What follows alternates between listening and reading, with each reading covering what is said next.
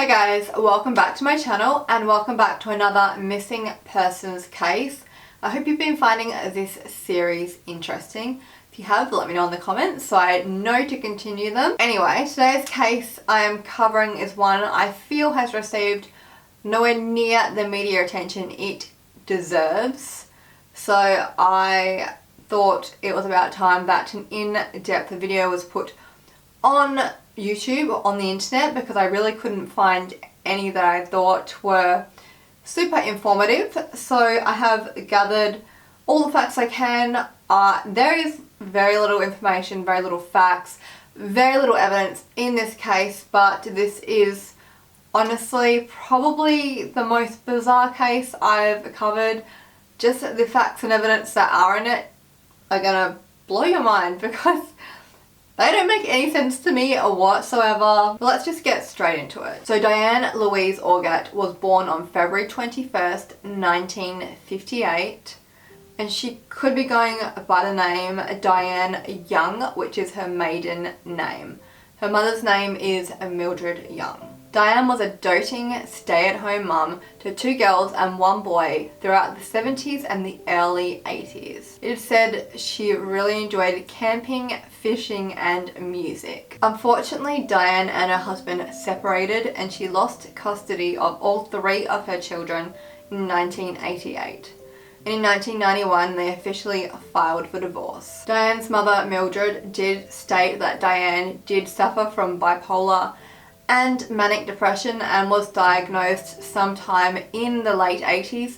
However, she did not routinely take her medication. Due to stress in her life, Diane did commit several minor offences leading up to the 6 years before her disappearance, and this did lead to several police arrests. Her mother said Diane was taken into custody at least 32 times under Florida's Baker Act. The Florida's Baker Act allows a physician, judge, or law enforcement officer to determine if an individual requires an involuntary medical exam. It was also reported that she suffered from drug addiction and alcoholism. However, I really couldn't find much about this side of her life or any facts about it. So I would say to take this information with a grain of salt. Diane was, however, being treated for her manic depression at a local healthcare facility only weeks before she went missing. Her family does believe that she never should have been released from this facility. Her mother even stated she deeply needed institutionalized care. So Diane Augat disappeared on April the 10th, which was Good Friday of 1988 in Odessa, Florida. She was only 40 years old at the time of her disappearance. So little is known about the day Diane disappeared, but this is what we do know. On April the 10th, she was seen leaving her home that morning around 11 a.m.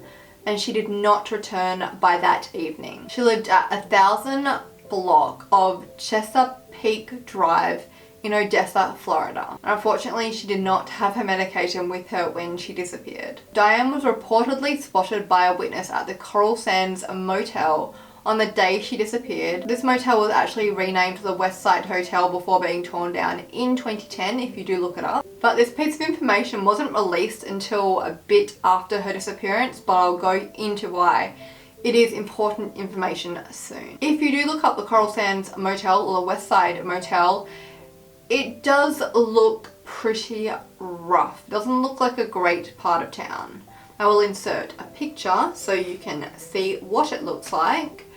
It looks a bit shady. Let's just put it that way. A bartender at the Hayloft Tavern at Little Road and State Road 52 also reported seeing Diane on the day she disappeared. The next day, which was April the 11th, Diane was seen walking north on US Route 19 near New York Avenue in Hudson, Florida. Police and Diane's mother initially didn't take her disappearance too seriously, assuming she was having a bipolar episode as she had not taken her medication the day she disappeared. Unfortunately, people that have any sort of mental health problems, when they disappear, unfortunately aren't always taken as seriously as they should be, and I feel like this is definitely the case in Diane Augat's case. On April the 13th, Diane's mother, Mildred, received a terrifying phone call that she does believe was from Diane. Her mum hadn't been home at the time, unfortunately, so she missed the call.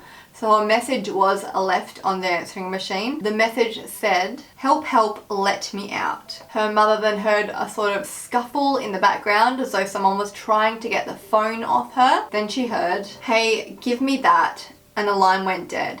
This was the last Mildred heard from her daughter, Diane. Mildred also did later state, "I think she knew who she was with," in regards to the phone call. It's also been said that Mildred states that Diane was very trusting and liked men with money. However, luckily for Mildred, caller ID actually did come up when she received the phone call, and it was from a business called Starlight in the area of Odessa, Florida. Now, I have looked up a business called Starlight myself in the area, and nothing comes up that makes any sense. You can have a bit of a search for yourself, but I don't know what Starlight was or is meant to be. I would have assumed it was some sort of motel, but the only businesses that exist now are like, there's an entertainment business, I think. So I don't know what Starlight was, but it was a business. I do know that Mildred did call the number back, however no one did answer, and there is no other information on this event. So I don't know whether Mildred went to the police or she went to the Starlight business or what happened. So that piece of evidence is a little bit of a mystery to the public.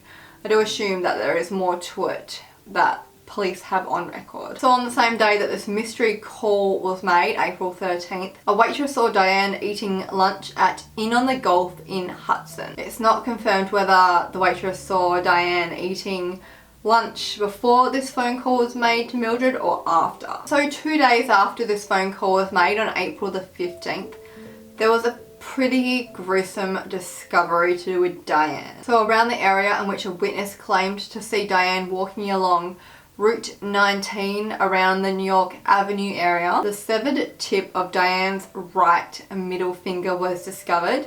It had red nail polish on the finger. It is believed that the severed tip was found by a pedestrian. There's no other information on that. However, it was actually said that she was wearing a coral coloured nail polish on the day she disappeared, April 10th, not red. So, I mean, she could have very well painted her nails between her disappearance and the severed tip being found. It's really hard to say what's happened in this case. Mildred did say in relation to this discovery, someone cut her up piece by piece. That's what I think about. So obviously very devastating news for a mother to hear that that piece of evidence has been found of her daughter. Another piece of information to add to this is that Diane was only reported as a missing person 6 days after the day she disappeared.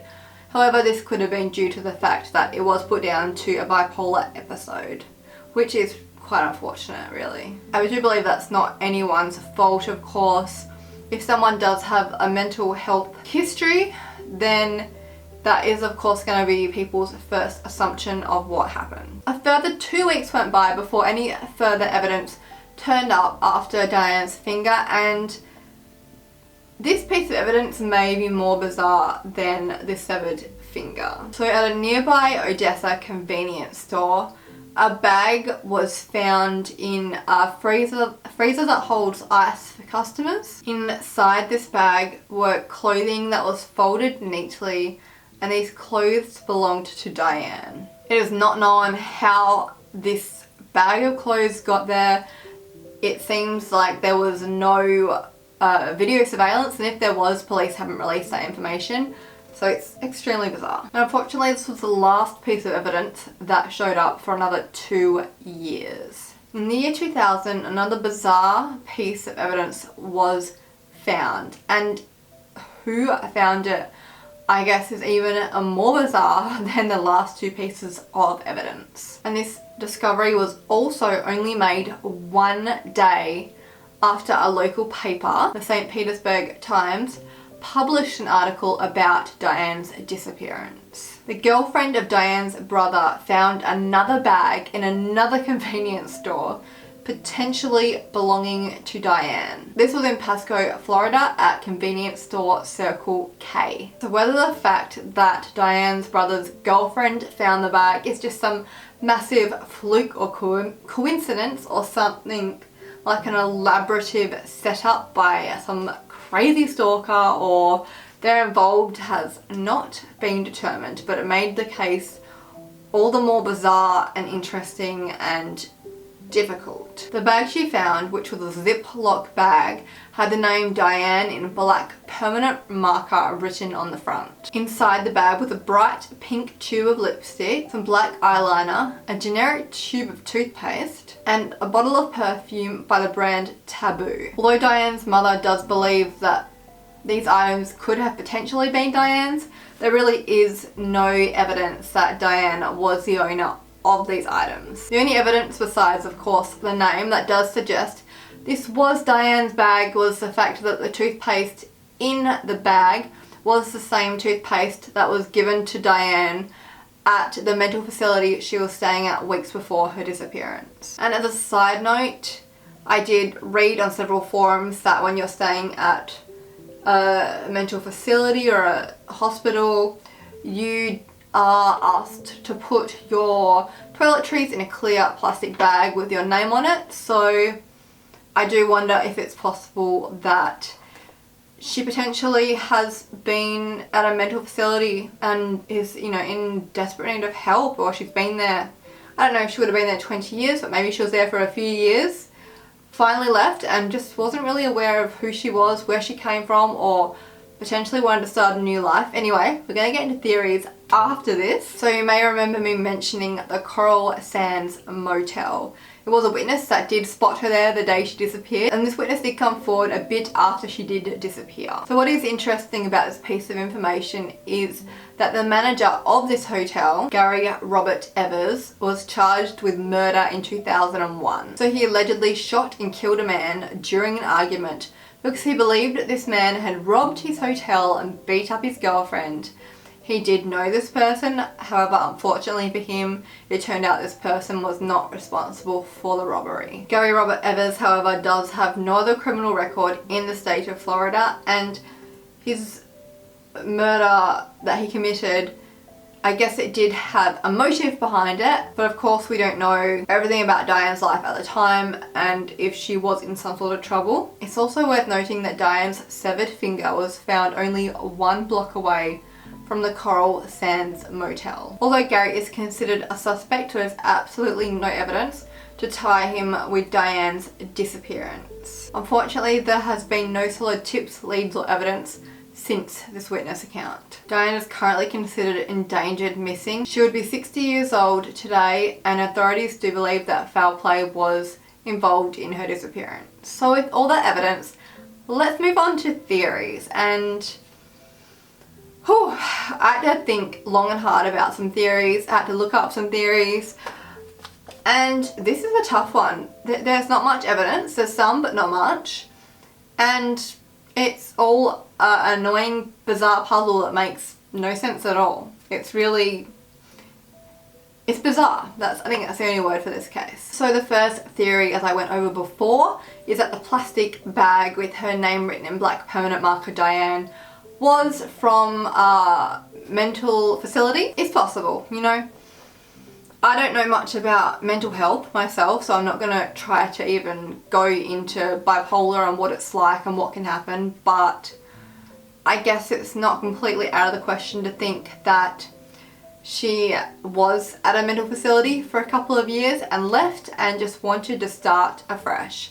I mean, that would be more viable if all these bizarre pieces of evidence had not happened. So the severed finger, the phone call, you know, I would assume the phone call maybe was from a mental facility that she had been involuntarily taken to if it wasn't for the fact that caller ID came up. And of course, because we don't know what Starlight was, we can't say whether that was a mental facility or not. I'm assuming if it was, then police would have gone there, seen Diane was there, and it would have been fine. That doesn't explain the clothes in the ice freezer, and then the severed finger, that's just strange. Then of course the fact that Diane's brother's girlfriend found the bag. I don't think the family's involved, but that is a strange coincidence. I think it's if there is foul play in this case, it seems pretty likely that either A, he or she is stalking the family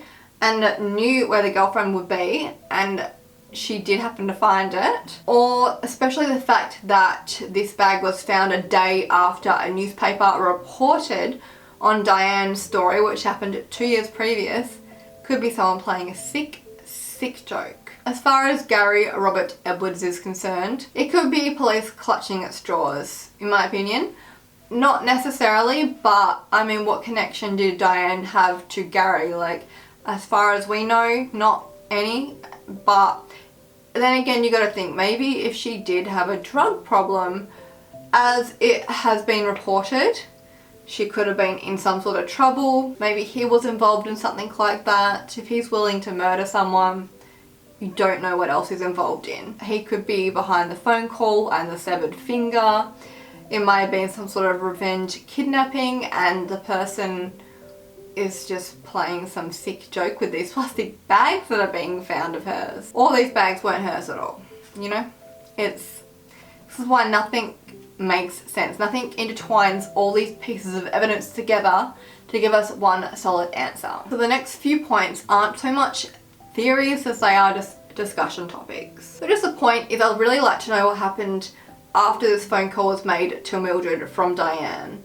This distressed phone call. I'd really be curious to know if Mildred drove to the Starlight place or police did. Was it searched? Was, you know, surely if there is caller ID and they know where she was, that would have been investigated, but there's no information on it. So I would really like to know what happened with that, but of course, as I said, I understand that not everything can be released in a case like this. Also, another point which I touched on was that the fact that this case was not covered anywhere near as much as it deserved due to Diane's mental health, bipolar, depression, drugs, any other issues that she unfortunately had in her life.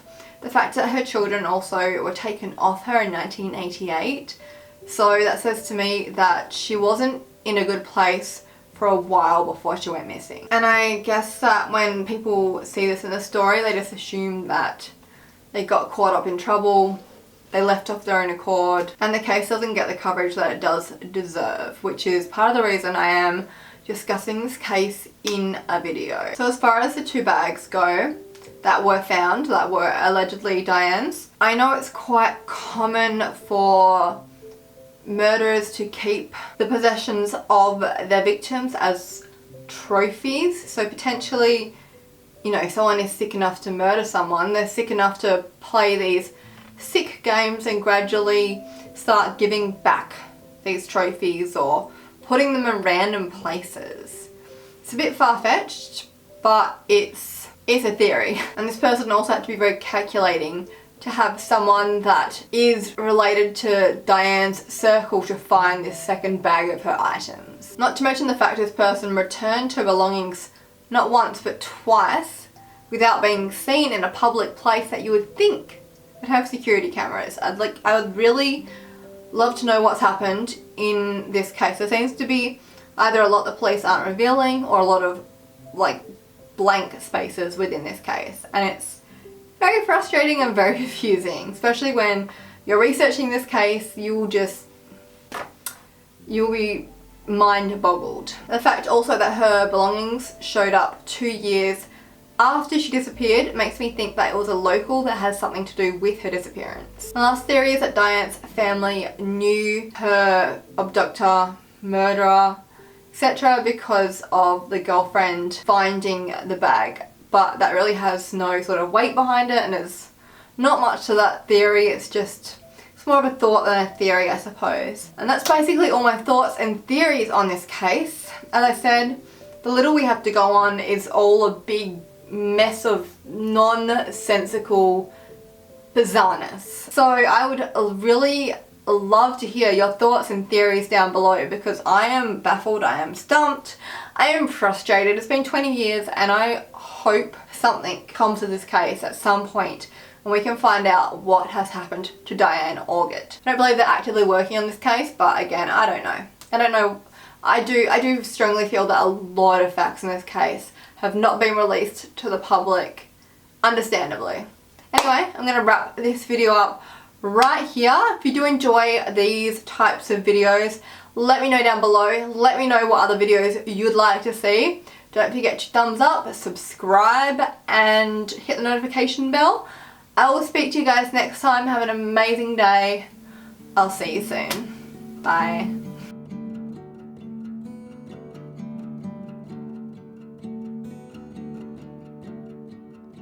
Close all the curtains.